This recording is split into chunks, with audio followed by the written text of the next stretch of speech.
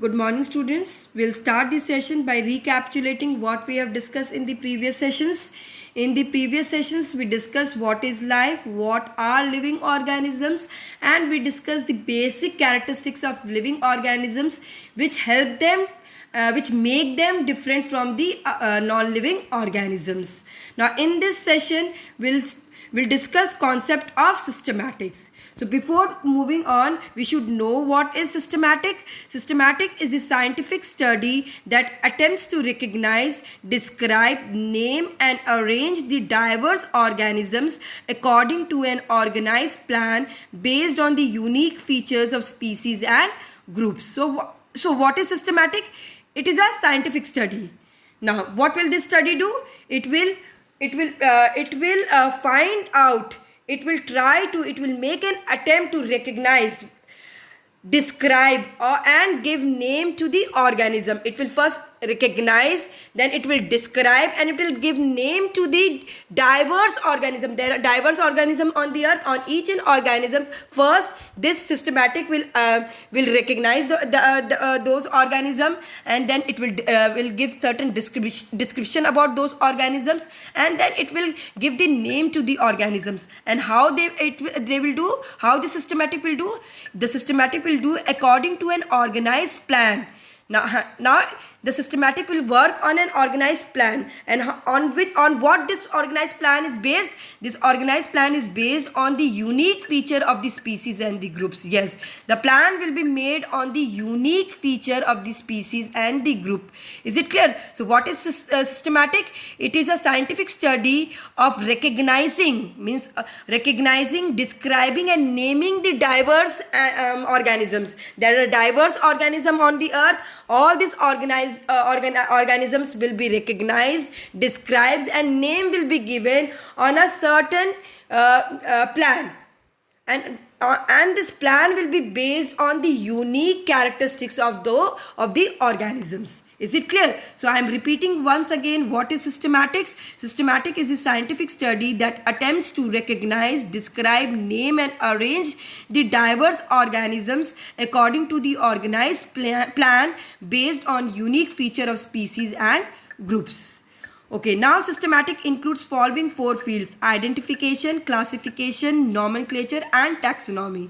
In this session, we'll only discuss about the definition of the all the four categories, and in details we'll discuss about nomenclature and taxonomy in the next session. So what is before moving to identification, we'll study about biosystematic also. So now, my dear students, in systematic we're discussing about the different diverse organism. Now within a species also certain changes takes place, and due to certain changes the new species arise from the pre-existing species. So when we study the changes in this species, then it will not be called as systematic, it will be called as biosystematic. So what is biosystematic? Biosystematic is another field of systematic. It is a part of systematic which deals with the variation within the species, the changes that takes place within the species and its general evolution. Is it clear? So biosystematic is another field of systematic which deals with the variation within a species and its general evolution. Now we'll move to identification. By the name itself, identification, to identify, to recognize. So what is identification?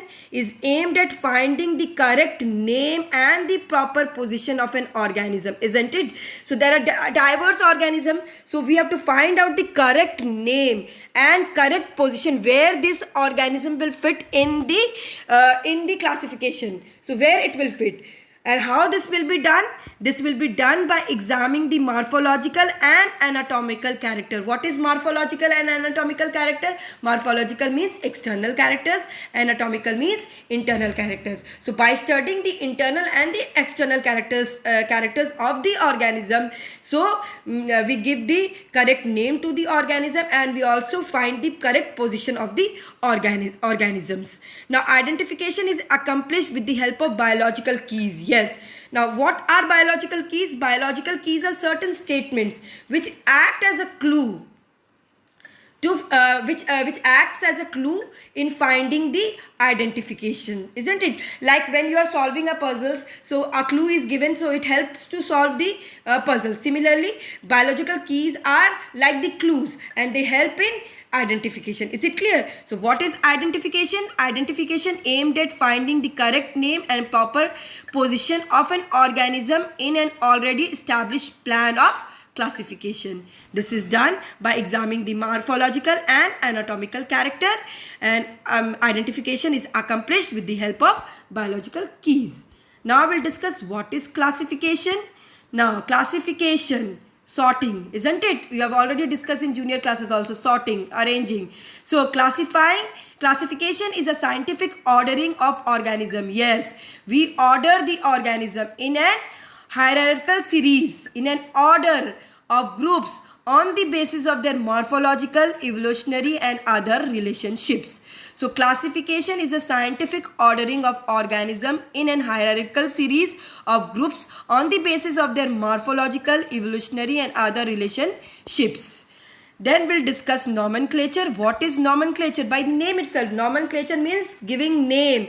Now every organism has its own name. Even every human being is given a name. So similarly, every organism has its name.